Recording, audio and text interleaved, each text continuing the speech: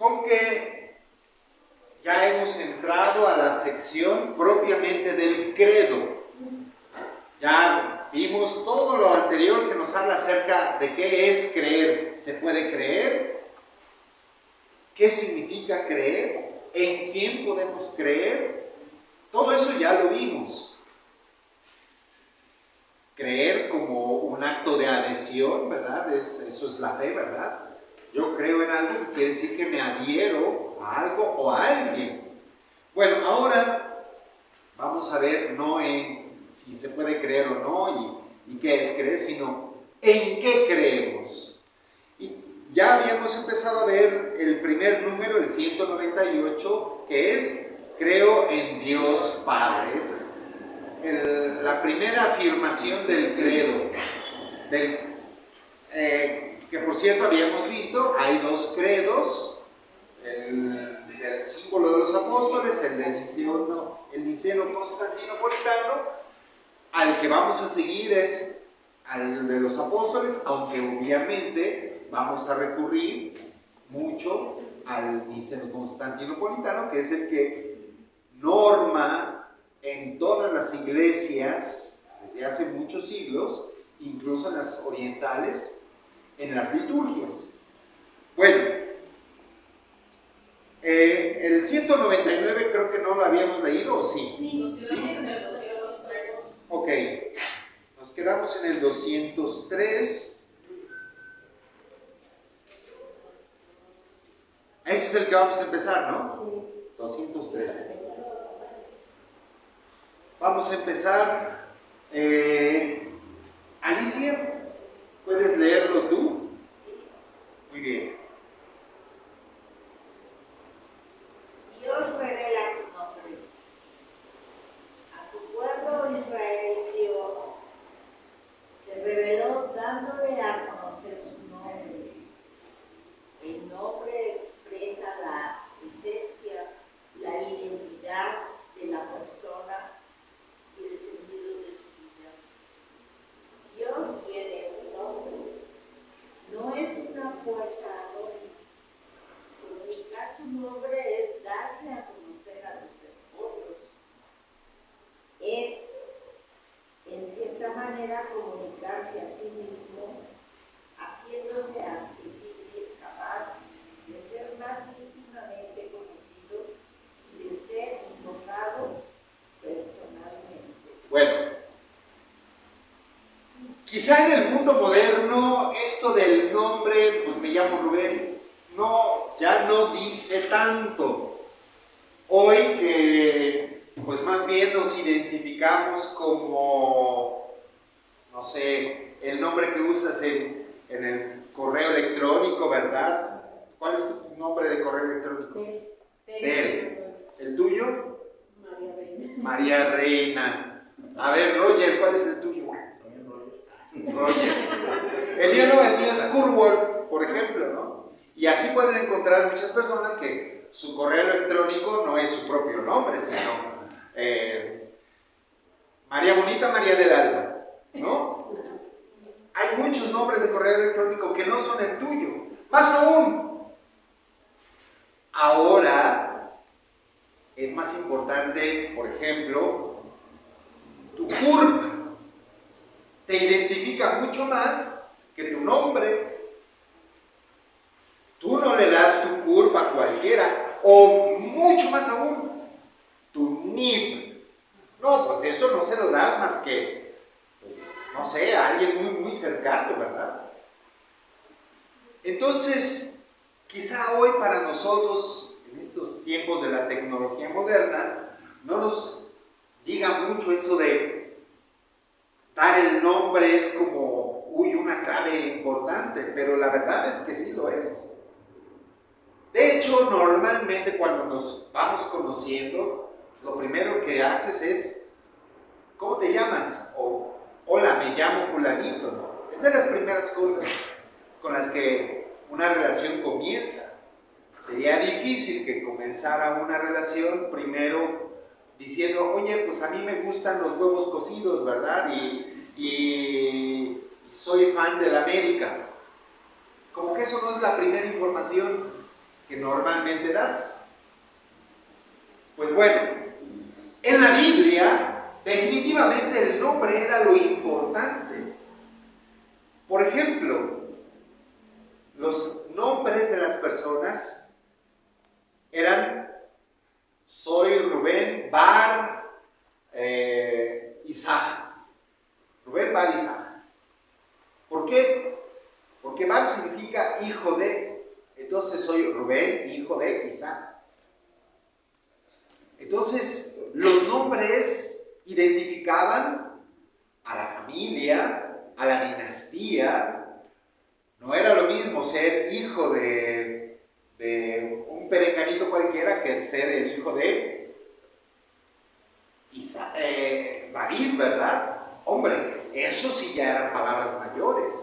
Pertenecer a la dinastía de David, hombre. Los nombres revelaban a la persona.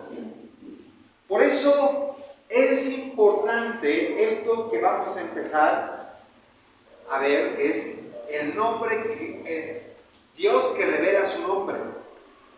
De hecho,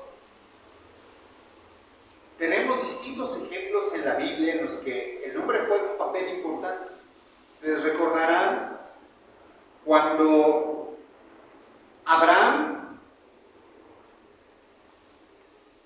a Dios le cambia el nombre. Antes era Abraham y luego, desde ahora tú te llamarás Abraham.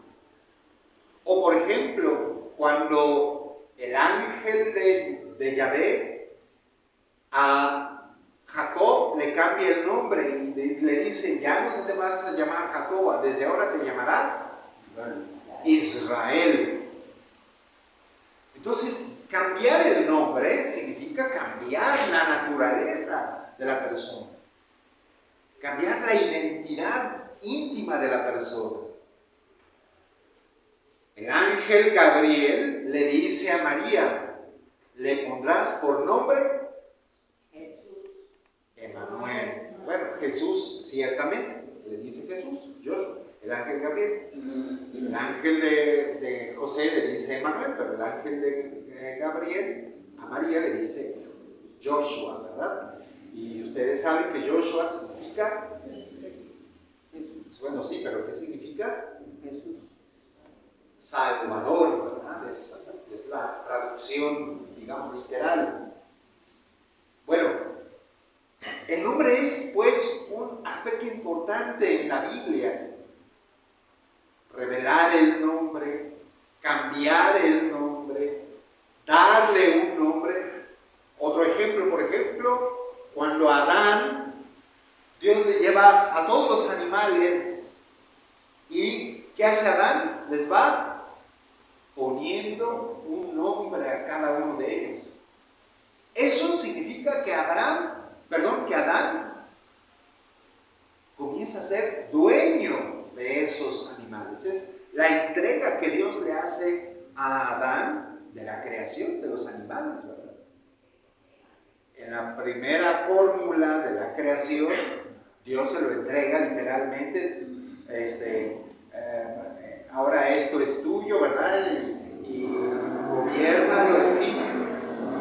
En la segunda fórmula, la fórmula ya vista, en el segundo relato, no aparece el momento en que Dios le entrega: oye, todo esto es tuyo, todos estos animales son tuyos, sino aparece de esta manera simbólica: veles poniendo nombre. ¿Ok? Entonces, conocer el nombre de Dios, pues hoy en día quizá no tenga mucho sentido. Pues Dios, sabemos, se le dice de mil maneras: Alá, Yahvé, Jehová, bueno, Abba también, pero en otras religiones Nirvana, ¿verdad? ¿Qué sé yo? Pero en la espiritualidad bíblica sí es muy importante. Vamos a entonces ahora pasar al número, al 205, por favor, Rafa. Nos saltamos el 4. 205.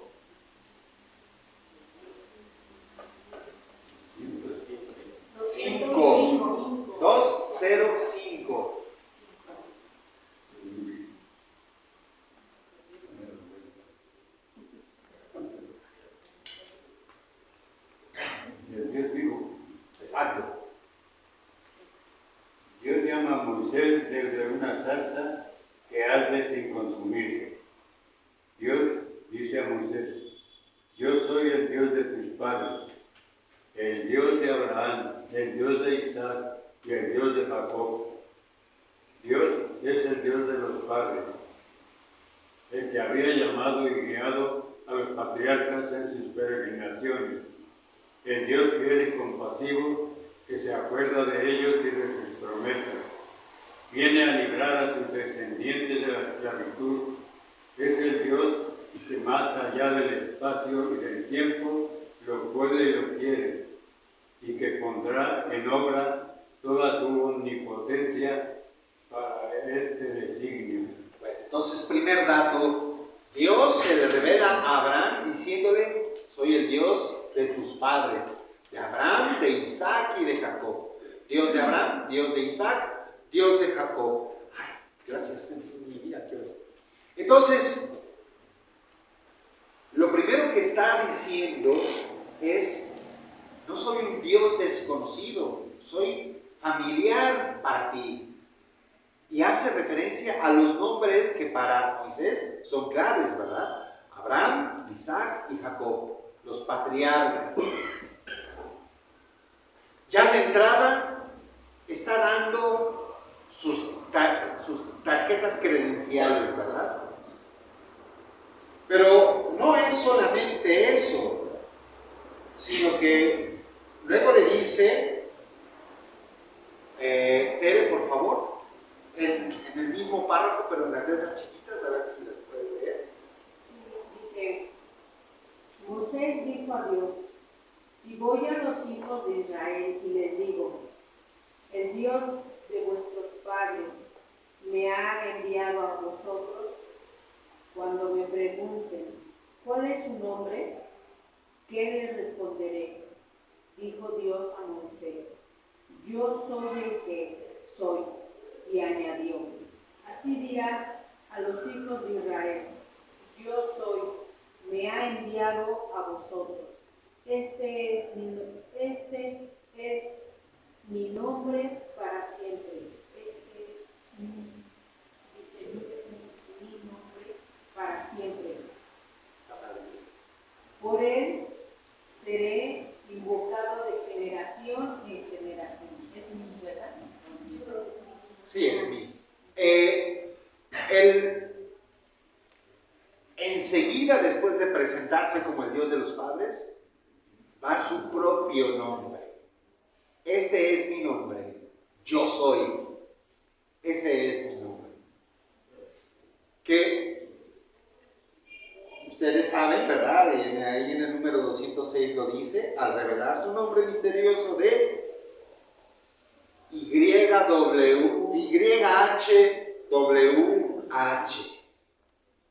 que es Yahvé, ¿verdad? Voy a hacer una aclaración en ese sentido. Los hebreos, el hebreo antiguo, no utilizaba las vocales, se escribía solamente con las consonantes, para hacerlo algo así como taquigráfico, ¿verdad? Para que fuera más rápido de escribirse. Entonces, las Sagradas Escrituras, los textos más antiguos, efectivamente, nos dan como el nombre de Yahvé, el nombre de Dios. YHWH, llamado también el tetragrama sagrado. 4 letras. Tetra es 4, ¿verdad? Ese es el nombre original. Es impronunciable y hay así nada más como está. Y hay que ponerle letras para poderlo pronunciar. Las letras que se utilizaban eran la A y la E. ¿Y dónde se ponían? Pues se ponían aquí y acá. Porque la H en realidad es muda o puede sonar también como J. Entonces, así aparece el nombre que nosotros utilizamos. Yahweh. o Yahvé, que es el que tienen escrito en sus Biblias seguramente. Yahvé, Yahvé Dios, ¿verdad? Pero no necesariamente tienen que ser la A y la E así, porque pues no, el texto original no lo dice. Hay algunos que en vez de poner Yahvé, ponen la A y la E al revés. Y entonces escriben, ¿cómo se pronuncia?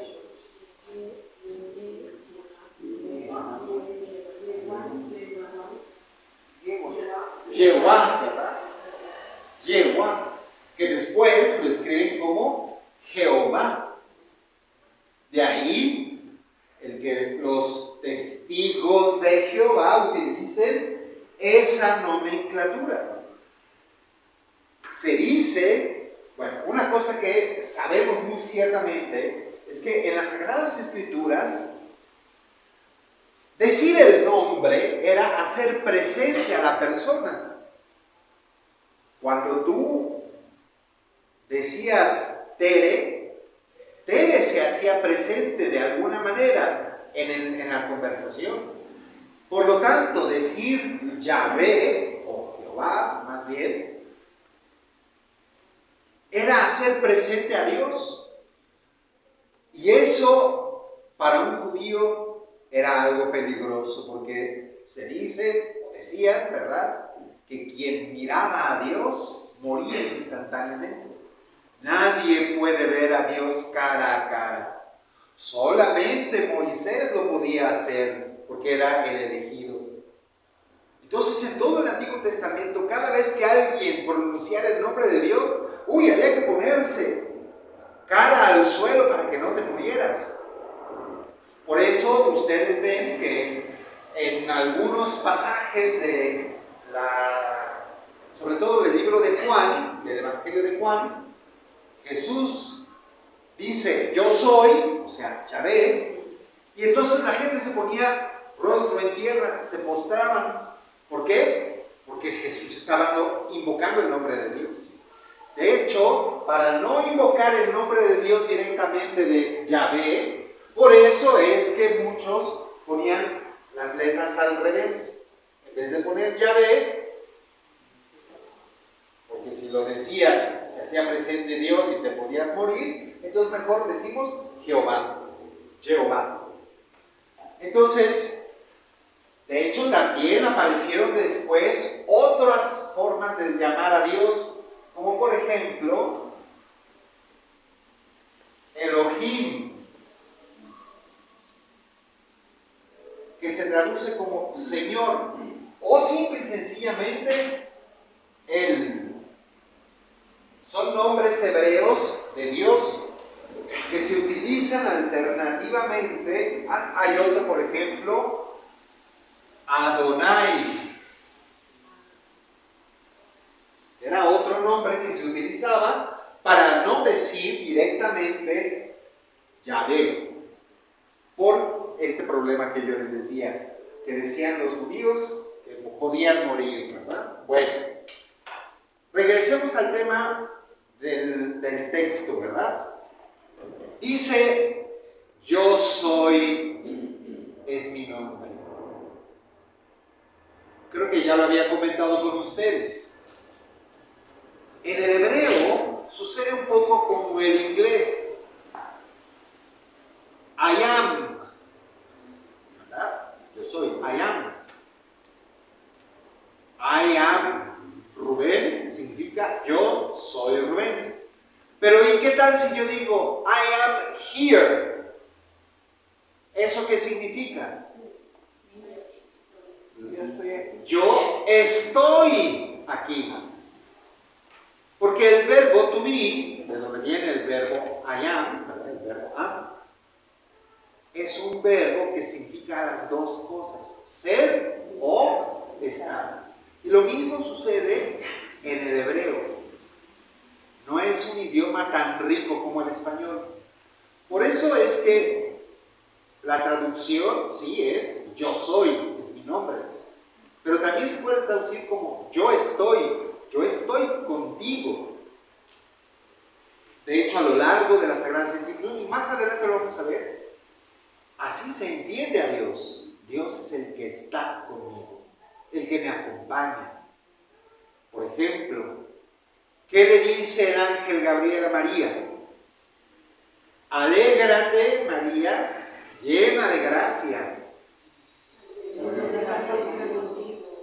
Dios está contigo. Está invocando el nombre de Dios, el ángel Gabriel. Está diciendo el nombre de Dios, pero en la versión del estar, no del ser. Bueno, vamos, claro que no lo tenemos en hebreo, sino lo tenemos en griego ese texto, así es que no aparece el Yahvé ahí. Vamos a leer el número 206, Reina, por favor. Al revelar su nombre misterioso de Yahvé. Nosotros sí lo podemos decir porque sabemos que Dios no mata cuando se hace presente. Yo soy el que es y yo soy el que soy. Y también yo soy el que yo soy. Dice Dios dice, ¿quién es y con qué nombre se le debe de llamar? Este nombre divino es misterioso como Dios es misterio. Es a la vez un nombre revelado y como la resistencia a tomar un nombre propio. Y por esto mismo expresa mejor a Dios como lo que Él es, infinitamente por encima de todo lo que podemos comprender o decir. Es el Dios escondido. Su nombre es inefable y es el Dios que se acerca a los hombres. Bueno, ciertamente Dios no escoge un nombre particular, ¿verdad? Yo soy Pedrito, yo soy Juan de la Cabada, o yo soy el árbol eterno, o yo soy la fuerza del Espíritu, ¿verdad? No, sino que escoge un concepto profundamente filosófico. Yo soy el que soy, punto. El que es, y nada más. Utiliza lo que en filosofía se llama un concepto ontológico absoluto, ¿verdad? Yo soy. La esencia de Dios es existir como es. En ese sentido es perfecto. No es una composición, es una unidad perfecta. Vamos a tratar de reflexionar un poquito más con los demás textos. Número 207, Isabel. Sí, al revelar su nombre, Dios revela al mismo tiempo su fidelidad, que es de siempre para siempre, valedera para el pasado. Yo soy el Dios de tus padres, como para el porvenir. Yo estaré contigo. Dios, que revela su nombre como yo soy, se revela como Dios que está siempre ahí, presente junto a su pueblo para salvarlo. Que es precisamente lo que les decía, ¿verdad? Ese yo soy se revela como el Dios que está ahí, junto a su pueblo, junto a ti y para salvar. Una es una definición más ontológica, más referida al ser, y otra es una definición más existencial, referida al vivir juntos. La verdad es que deberíamos preferir la otra versión, porque la Biblia no es un texto filosófico ontológico, sino un texto existencial. Y lo vemos. A lo largo de todo el tiempo, Dios se manifiesta como yo estoy contigo. Todas de las Sagradas Escrituras. Tú ve allá con el faraón y como yo estoy contigo, mira que te voy a ayudar. A los profetas, yo estoy contigo. A María le dice, el Señor está contigo. En Apocalipsis, cuando termina el último libro, ¿qué le dice a la iglesia de Filadelfia? Mira, estoy a la puerta y llamo. Si alguien escucha mi voz, entraré y cenaremos juntos, yo con él y él conmigo. O cuando Juan en el Evangelio dice, Padre, que todos sean uno para que todos sean uno, como tú en mí y yo en ti. Como yo estoy en ti y como tú estás en mí.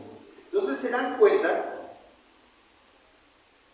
la Sagrada Escritura más habla del estar con que el Dios esencial y puro y ontológico, ¿verdad? Es más vivencial que filosófico. Es una gran diferencia con, por ejemplo, los conceptos griegos de Dios, especialmente en Aristóteles y en Platón.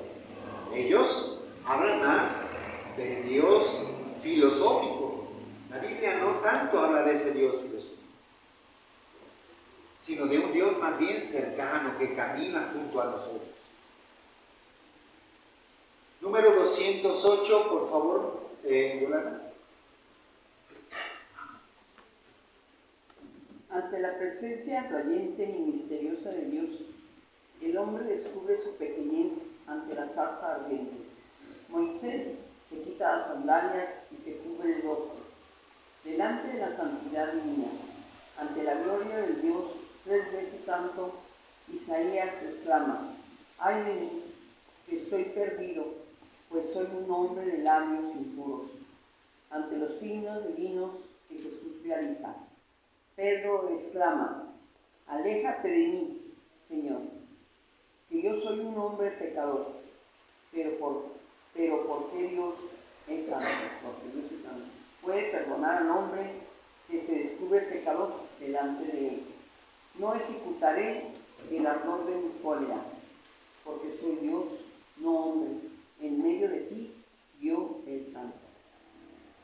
El apóstol Juan dirá igualmente: tranquilizaremos nuestra conciencia ante él, en caso de que nos condene nuestra conciencia, pues Dios es mayor que nuestra conciencia y conoce todo.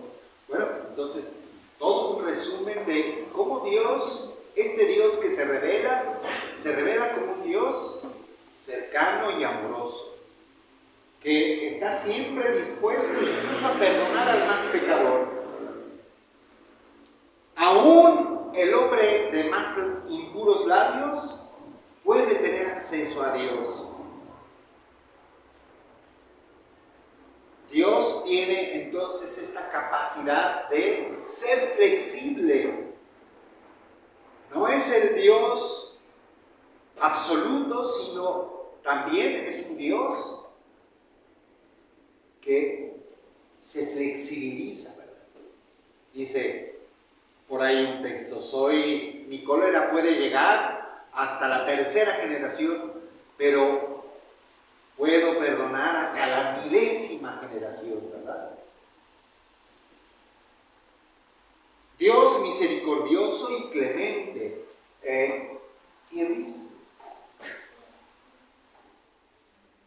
Iraíz, perdón. Sí. Número 2:10. Dios misericordioso y clemente. Tras el pecado de Israel, que se apartó de Dios para adorar al becerro de oro, Dios escucha la intercesión de Moisés y acepta marchar en medio de un pueblo infiel, manifestando así su amor. A Moisés, que pide ver su gloria, Dios le responde: yo haré pasar ante tu vista toda mi bondad y pronunciaré delante de ti el nombre de Yahvé. Y el Señor pasa delante de Moisés y proclama: Señor, Señor, Dios misericordioso y clemente, tardo a la cólera y rico en amor y fidelidad. Moisés confiesa entonces que el Señor es un Dios que perdona. Entonces, ese Dios que es absoluto y que es simple al mismo tiempo, insiste, el texto es misericordioso y clemente. Por supuesto que es de lo que Jesús algo tan importante para nosotros? Porque es lo que Jesús resalta de Dios, la importancia de su clemencia y de su misericordia. En eso vamos a reconocer los cristianos a Dios, en su misericordia, en su clemencia, en su bondad, en su amor.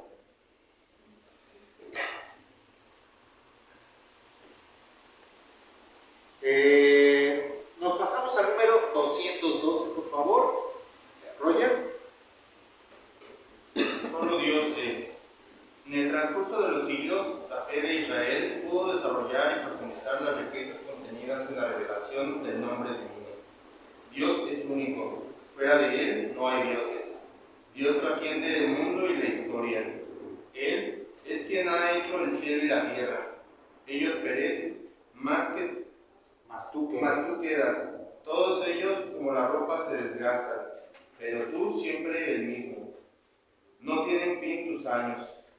En Él no hay cambios ni sombras de rotaciones. Él es el que es, Él que es desde siempre y para siempre, y por eso permanece siempre fiel a sí mismo y a sus promesas. Bueno, dice, en el transcurso de los siglos, la fe de Israel pudo desarrollar y profundizar las riquezas contenidas en la revelación del nombre del divino. Dios es único, fuera de Él no hay otros dioses. Y dice bien cuando dice desarrolla, porque en los textos más primitivos de la Biblia podemos encontrar frases como, por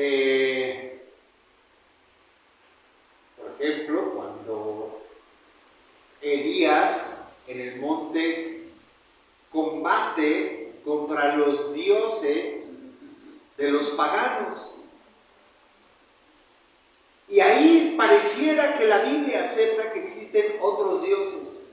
Claro, siempre diciendo que Yahvé Dios es infinitamente superior a los otros dioses. A lo largo de los siglos, esta idea de que hay dioses menores que no tienen comparación con Dios va a desaparecer totalmente. Y queda claro para el pueblo judío que solo hay un único Dios y no hay otros. Pero sepan, seguramente ustedes lo han identificado o lo recuerdan, hay textos en la Biblia que aparecen como otros dioses pequeñitos. Bueno, es un desarrollo en el concepto de Dios. No es cierto que al principio, desde el principio les quedaba muy claro a los judíos que solo había un Dios. Lo que sí les quedaba claro es que ese Dios, el Dios de Abraham, de Isaac y de Jacob, era infinitamente superior a todos los demás dioses. Después desaparece, ¿ok? Y ese Dios, pues es eterno, es una de las características, no cambia, no hay movimiento en Él, todo es perfección, no hay un devenir, como por ejemplo en los dioses, en el panteón hindú o en el panteón de los Olimpos. Ahí los dioses pelean y cambian y luego tienen relaciones con los humanos y aparecen los héroes, o se van transformando en la mitología hindú. Un dios puede transmutar en otro. Aquí no. Este Dios es eterno, un único y eterno y perfecto Dios que no necesita de nada ni de nadie. Seguimos con el número 214. Ah, no, me estoy saltando el 200. No, sí. Por favor, el número... otra cosa sobre esto del nombre de Dios, algo que quiero aprovechar para que también lo conozcamos. Seguramente ustedes han visto... Uy, es el último que todavía alcanzo. Seguramente han visto ustedes esto.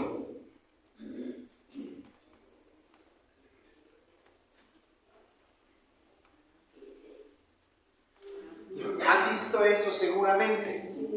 En la liturgia se utiliza mucho, ¿verdad? Este símbolo.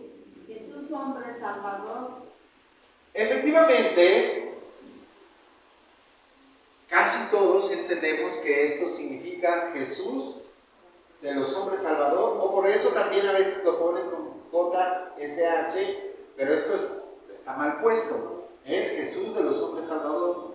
Y de hecho, en latín lo ponían como IHS, porque ustedes saben que en latín Jesús se dice Jesús. La J no existe, la J es más bien del español, pero en el latín y en el griego se usa más bien I. Pero han de saber que esto de decir que significa Jesús de los hombres salvador o Jesus homini salvatorum es una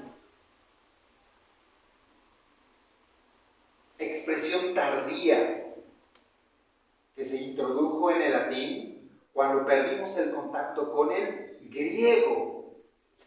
Porque en realidad esto viene de esto que está aquí.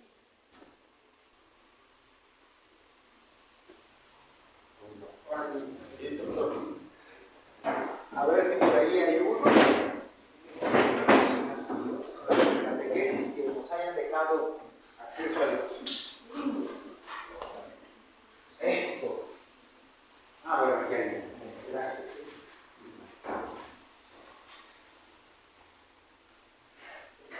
Eso es esto que está aquí.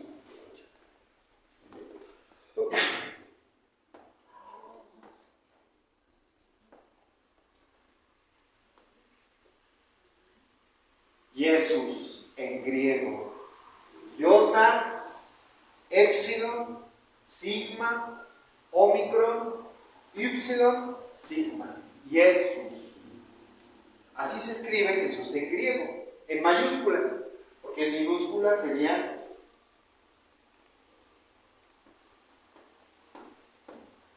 ¿sí? Esto es griego en minúscula, esto es griego en mayúscula. Entonces es I, esta es una E, S, O, U, que juntos se pronuncian en español o incluso en el griego con U, luego S. Y es que en el griego las abreviaciones eran con las primeras 3 letras. Y entonces los griegos, para abreviar en la iconografía el nombre de Jesús, ponían IHS, I, Epsilon, Sigma. Claro que cuando se utiliza en el latín, en realidad eso debe de ser Jesús, la S ya como la conocemos,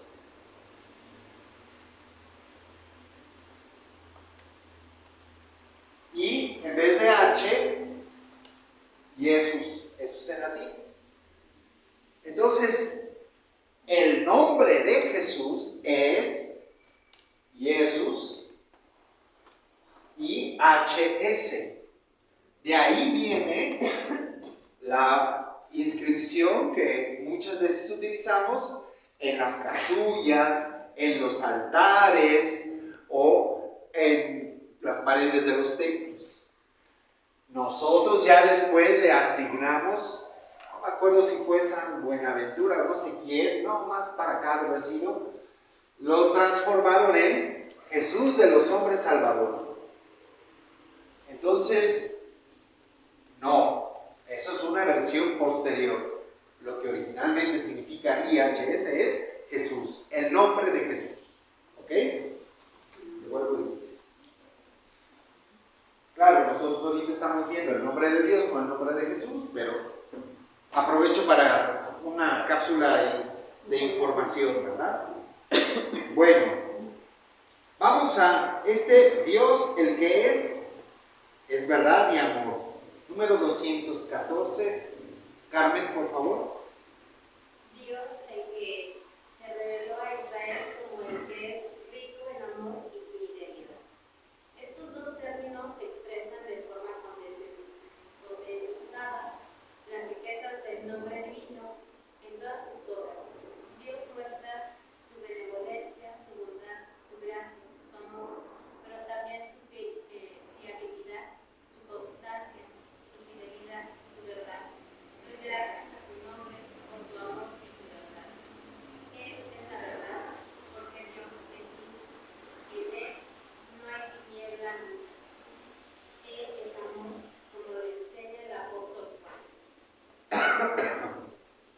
Entonces, en el catecismo nos está insistiendo, ¿verdad? Que este Dios en el que nosotros creemos, su nombre está asociado íntimamente con su amor y su verdad, ¿verdad? Es amor, rico en amor y fidelidad. Más adelante vamos a ver también es verdad. Todo eso está dentro de lo que es Dios, son las características de Dios en la Biblia. Estamos viendo quién es Dios, ¿verdad? Que por cierto, no sé en qué momento se me pasó decir eso. Por aquí debe de estar, se me pasó.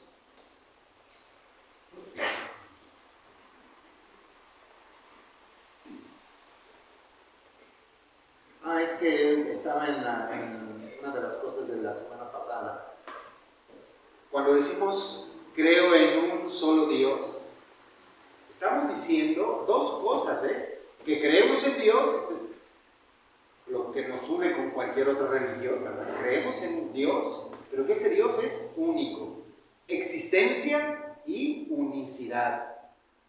Entonces, la expresión nos habla de creer en un solo Dios, que ese Dios existe, es lo primero que tenemos que afirmar, pero que además es único.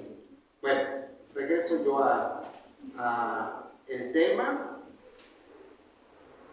Dios es la verdad, número 215. Kika, por favor. Es verdad el principio de tu palabra, por cierto, todos tus justos juicios. Ahora, mi Señor Dios, tú eres Dios, tus palabras son verdad. Por eso las promesas de Dios se realizan siempre. Dios es la verdad misma, sus palabras no pueden engañar.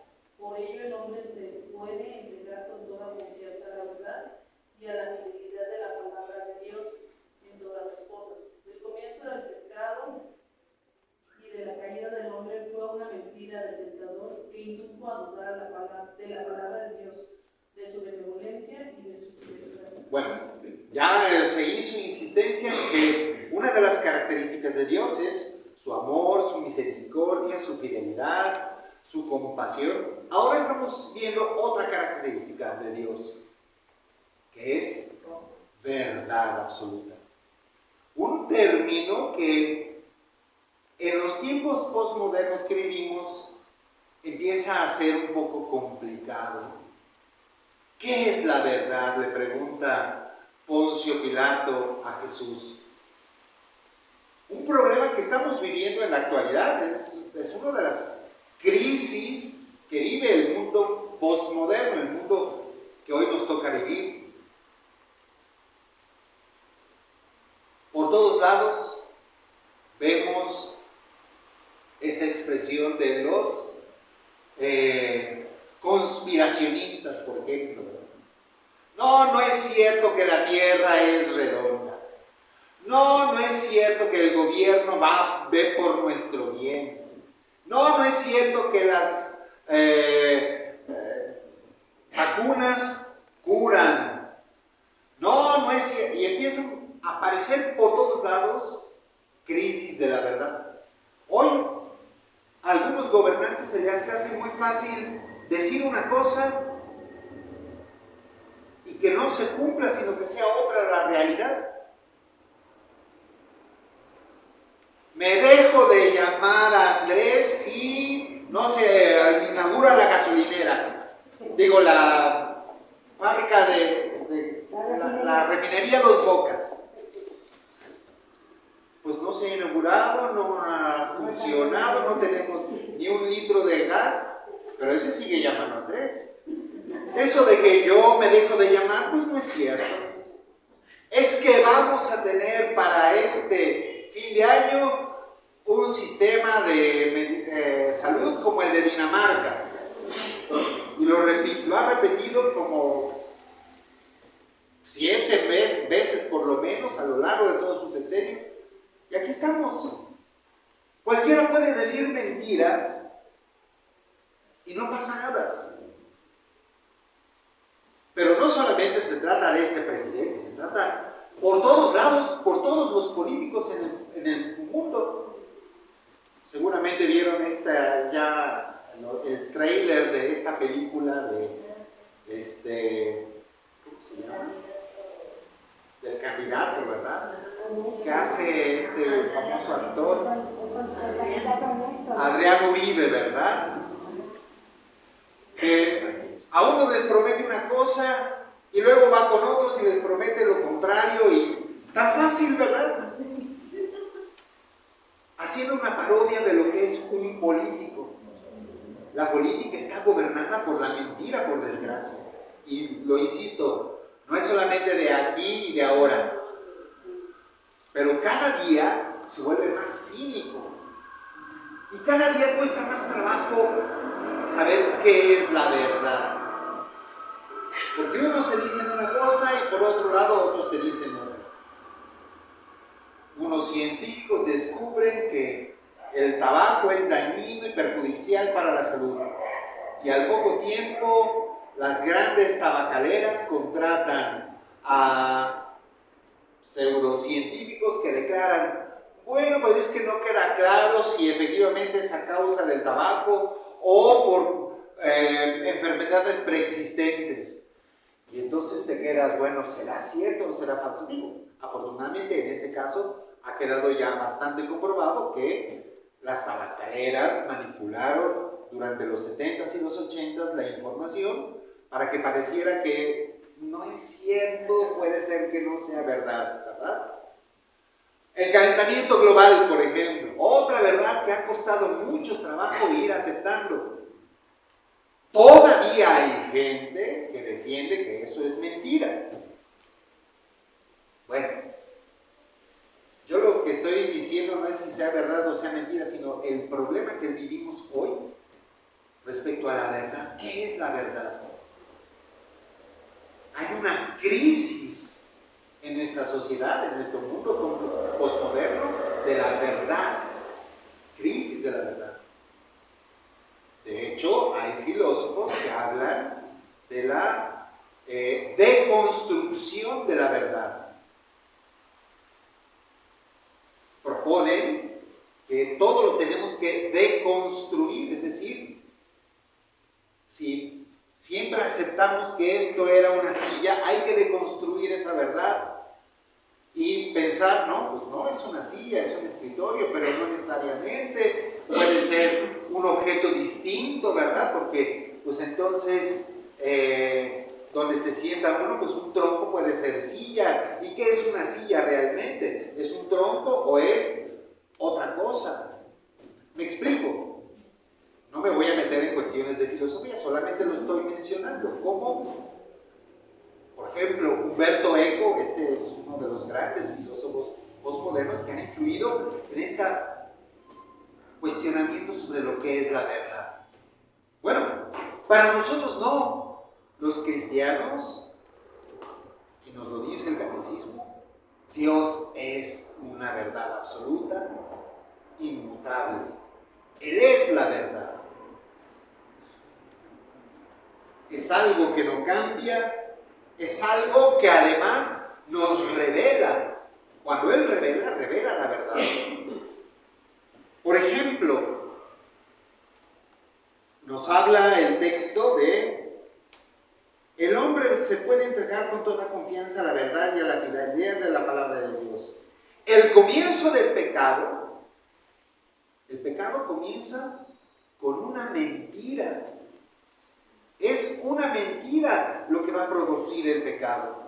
La falta de verdad. ¿Qué le dice la serpiente a Eva? ¿Es cierto que Dios les prohibió comer de todos los árboles?